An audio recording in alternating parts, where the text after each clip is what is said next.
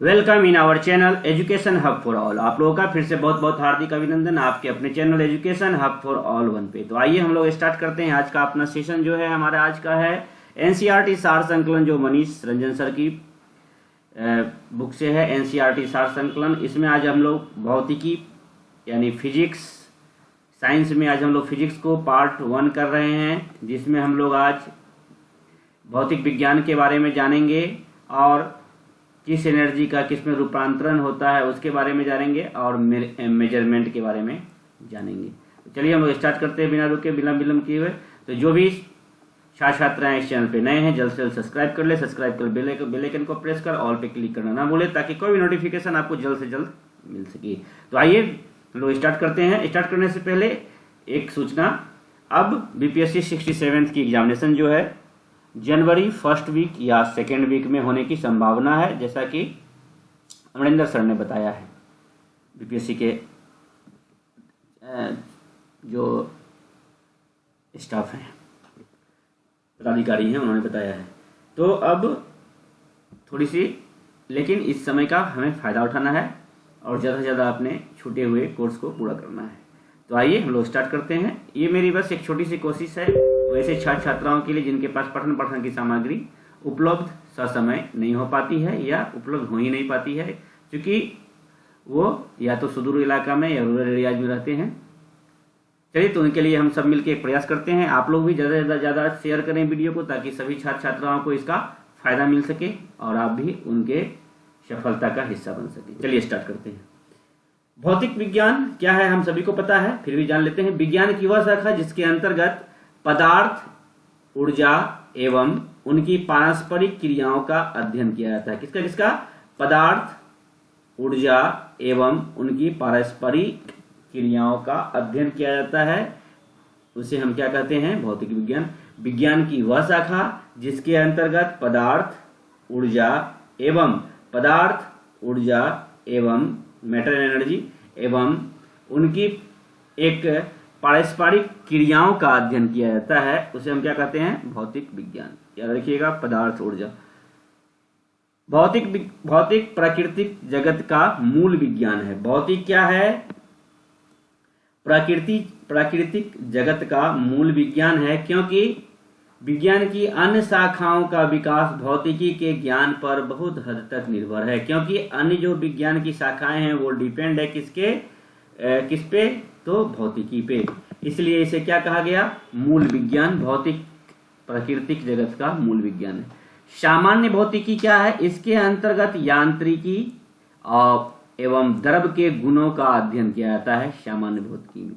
आधुनिक भौतिकी किसे कहा गया? इसके अंतर्गत परमाणु और सूक्ष्म कणों का, माइक्रो ऑर्गेनिज्म का अध्ययन किया जाता है, स्टडी किया जाता है, आधुनिक भौतिकी कहा जाता है। अब खगोलीय भौतिकी हमें पता है, इसके अंतर्गत ब्रह्मांड के विषय में अध्ययन किया जाता है। अब आइए हम लोग देखते हैं ट्रांसफॉर्मेशन ऑफ एनर्जी, आपका ऊर्जा का रूपांतरण, किस ऊर्जा का रूपांतरण, और इसका उदाहरण दिया गया है। इसे हम लोग अच्छे से देखते हैं। स्थितिज ऊर्जा का गतिज ऊर्जा में परिवर्तन। स्थितिज ऊर्जा का गतिज ऊर्जा में परिवर्तन। ऊंचाई से गिरने पर किसी पिंड का वेग का उत्पन्न। किसी ऊंचाई से कोई पिंड अगर गिरता है तो उसमें जो वेग उत्पन्न होता है वो क्या है? स्थितिज ऊर्जा का गतिज में परिवर्तन। स्थिति में तो ऊपर से गिरा तो उसके स्थिति में क्या हुआ? परिवर्तन हुई, और उसमें क्या हुआ? गति हुआ। तो स्थिति से क्या हुआ? गति में आ गया सीधा। याद रखिएगा, स्थिति में परिवर्तन होने के बाद क्या हुआ? उसमें ऊपर से गिर रही है तो गति आ रहा है।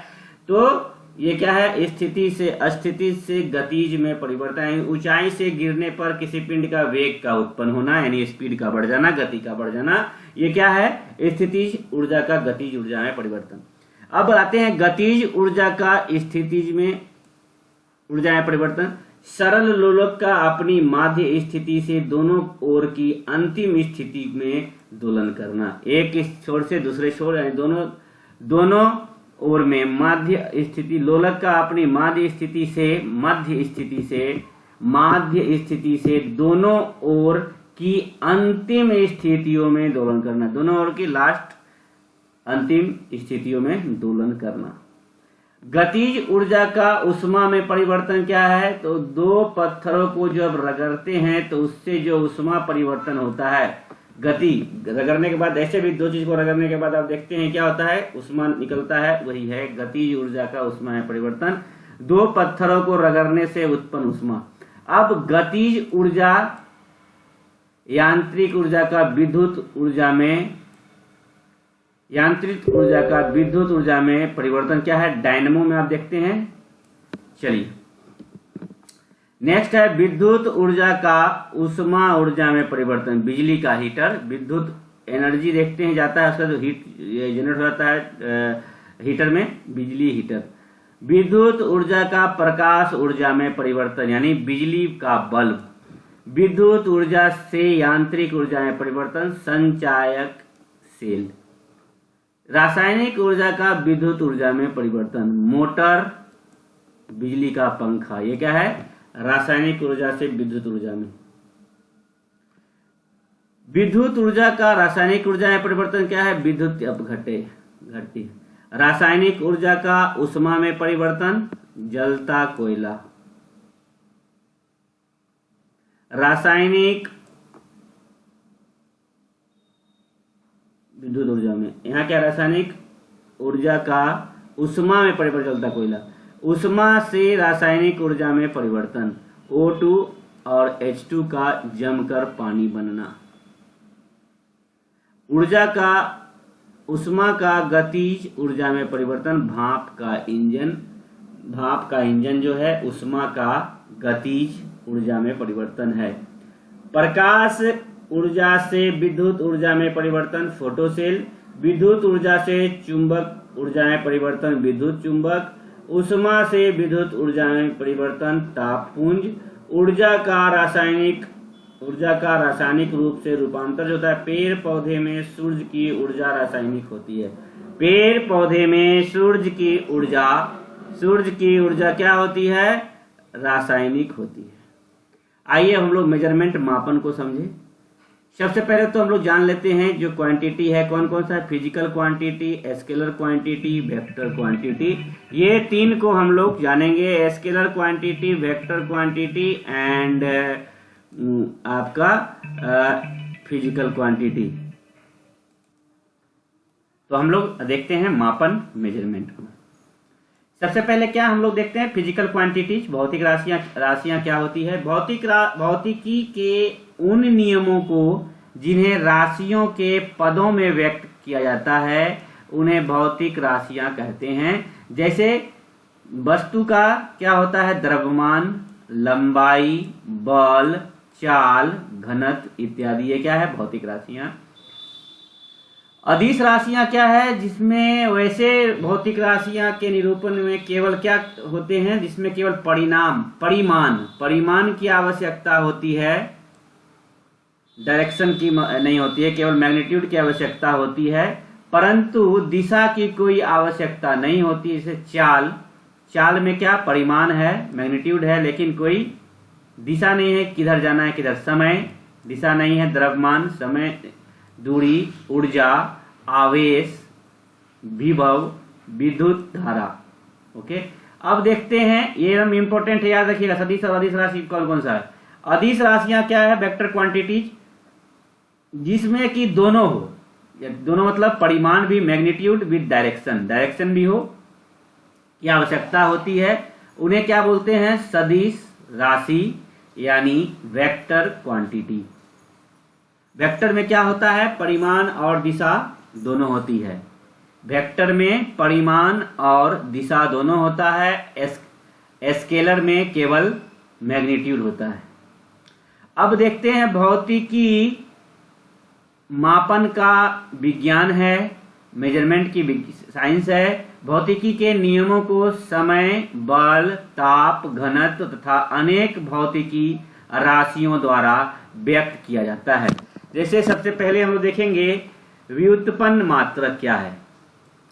क्षेत्रफल का क्या होता है, लंबाई पर स्क्वायर एम स्क्वायर हो गया। आयतन का देख लीजिए एम क्यू हो गया। त्वरण का क्या हो गया, देख लीजिए मीटर सेकेंड एप्सिलॉन 2 हो गया। गति का क्या है, गति इकाई समय में तय की गई दूरी m/s मीटर सेकेंड।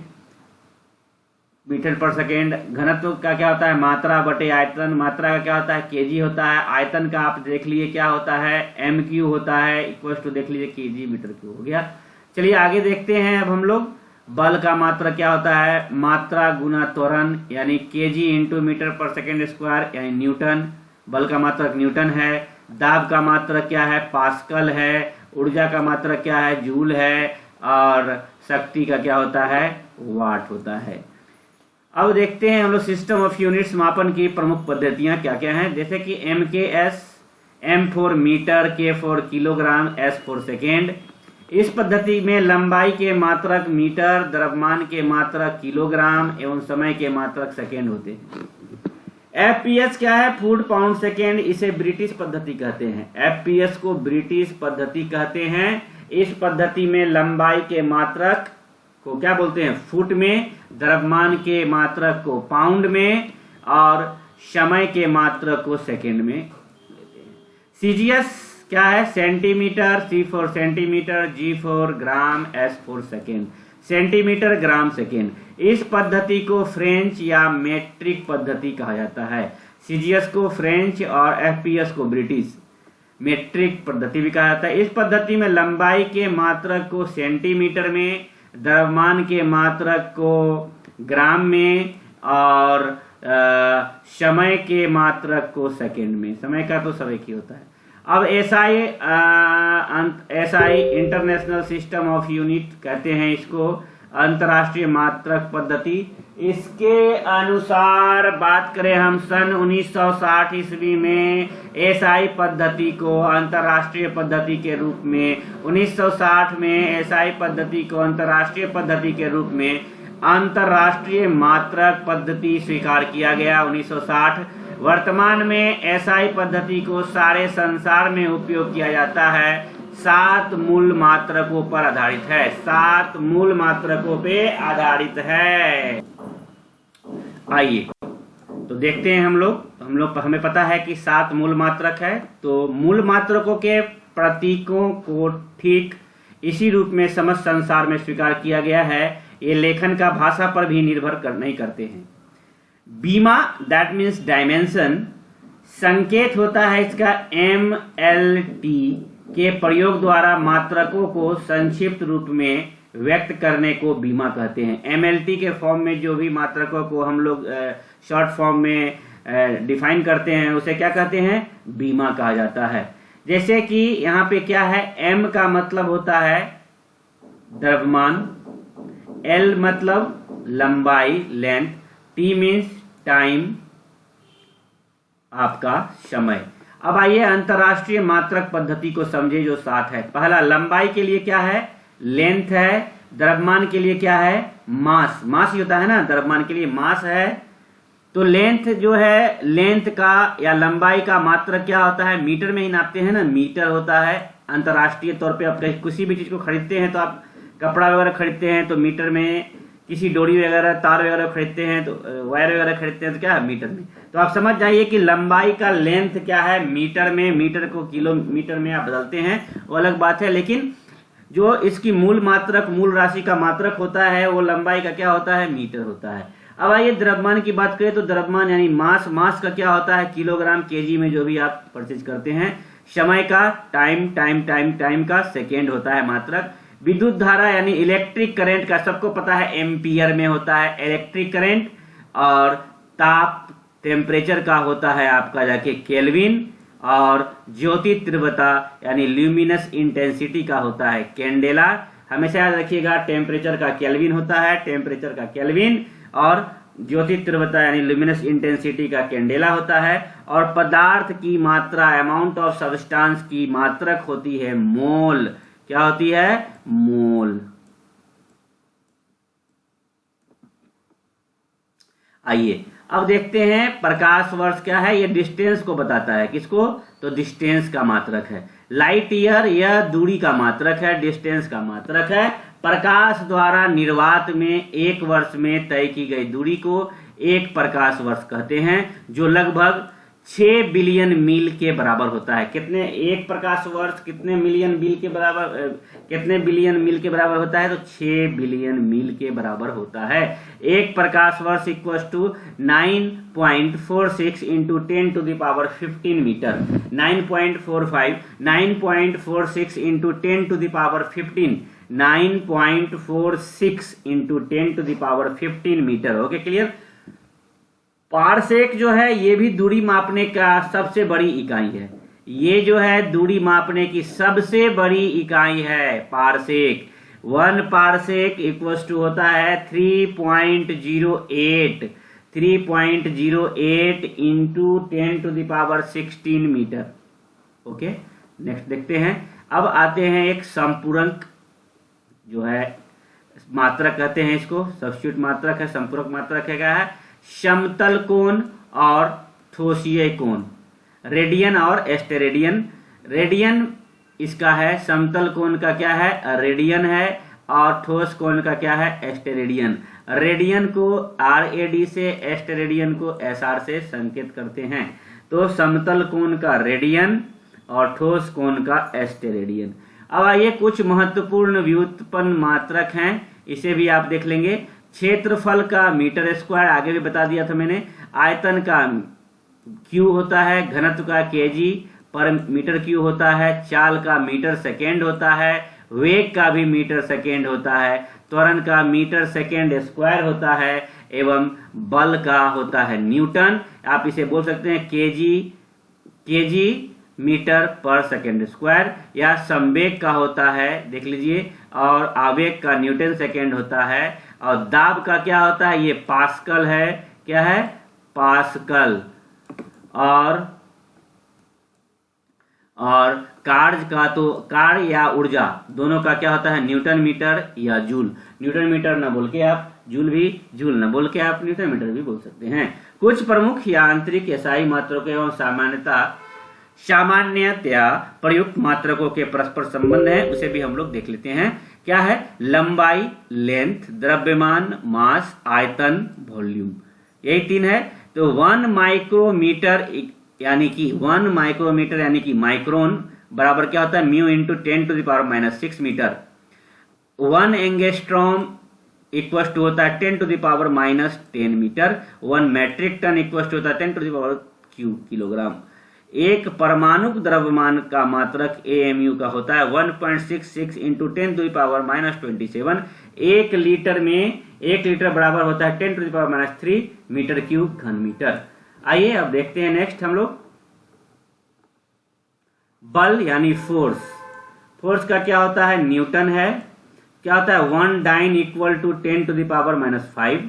दाब का प्रेशर 1 किलोग्राम फुट मीटर, इसका न्यूटन पर मीटर स्क्वायर होता है। कार्य ऊर्जा देख लीजिए, वर्क एनर्जी का जूल होता है। जूल 1 किलोग्राम कितना? 1 वाट घंटा बराबर 3.6 इंटू 10⁻³ जूल होता है। 1 electron volt equal to 1.6 into 10⁻19 joule होता है। 1 अब उष्मा का क्या होता है? हीट। 1 कैलोरी इक्वल टू होता है 4.19 जूल। और शक्ति पावर का क्या होता है? 1 किलोग्राम फुट मीटर पर सेकेंड इक्वल टू 9.81 वाट। और 1 अश्व शक्ति बराबर 1 हॉर्स पावर इक्वल टू होता है 746 वाट। अब 1 किलोमीटर बराबर क्या होता है? दूरी का मात्रा क्या है? 1000 मीटर। 1000 मीटर बराबर 1 किलोमीटर होता है। 1 माइल बराबर होता है 1.60934 किलोमीटर। नॉटिकल मील क्या है? 1852 किलोमीटर का 1 नॉटिकल मील होता है। 1852 किलोमीटर का 1 नॉटिकल मील होता है। खगोलीय इकाई 1 खगोलीय इकाई इक्वल टू 1.495 इंटू 10⁻11 मीटर होता है। एक प्रकाश वर्ष में आपने देखा था 9.46 इंटू 10⁻15, और पारसेक में क्या होता है? 3.08 इंटू 16, यानी कि 3.26 प्रकाश वर्ष। अब द्रव्यमान के मात्रक को देख लीजिए। आउंस, 1 आउंस मतलब होता है 28.35 ग्राम। 1 पाउंड बराबर होता है 16 आउंस, यानी कि 453.6 ग्राम। 1 किलोग्राम बराबर होता है 2.205 पाउंड, यानी 1000 ग्राम। 1 क्विंटल बराबर होता है 100 किलोग्राम और 1 मैट्रिक टन बराबर होता है 1000 किलोग्राम। ओके, अब देखते हैं समय के मात्रक। 1 मिनट इक्वल टू 7 सेकेंड, 1 घंटा इक्वल 60 मिनट इक्वल 3700 सेकेंड, 1 दिन 24 घंटे का, 1 सप्ताह 7 दिन का, 1 चंद्र मास होता है मून डे 4 सप्ताह यानी 28 दिन का, 28। 1 सौर मास इक्वल टू 30 या सौर मास होता है 30 या 31 दिन का, फरवरी में 28 या 29। 1 वर्ष 13 चंद्रमास 1 दिन और 12 सौर मास इक्वल टू 365 दिन। एक अधिवर्ष जो लीप ईयर बोलते हैं कितने दिन का होता है? 366 दिन। क्षेत्रफल के मात्रक को आप देख लें, 1 एकड़ बराबर 4840 वर्ग गज। अब फुट में बात करेंगे तो 43,560 वर्ग फुट। 1 हेक्टेयर इक्वल टू 2.5 एकड़ होता है और 1 वर्ग किलोमीटर बराबर 100 हेक्टेयर। 1 वर्ग मील बराबर 2.6 वर्ग किलोमीटर या 256 हेक्टेयर या 640 एकड़। 1 वर्ग मील बराबर 640 एकड़। आयतन का मात्रक आपको पता है, मात्रक 1 लीटर बराबर होता है 1000 घन सेंटीमीटर यानी सीसी। गैलन में बात करें तो 0.2642 गैलन। यदि 1 गैलन बराबर पूछे आपको तो पूछा जाता है क्वेश्चन 1 गैलन इक्वल्स टू होता है आपका 3.785 लीटर। चलिए आज का हमारा सेशन यहीं पे समाप्त होता है। जो भी छात्र छात्राएं इस चीज को देख रहे हैं लाइक जरूर करें, लाइक करें, सब्सक्राइब करें, ज्यादा से ज्यादा शेयर करें जिससे और लोगों का भी फायदा हो सके। चलिए bye bye, take care, comment कर बताएं अब एनसीईआरटी सार में आप लोगों का कैसा लगा नहीं लगा। चलिए बाय बाय, टेक केयर, धन्यवाद।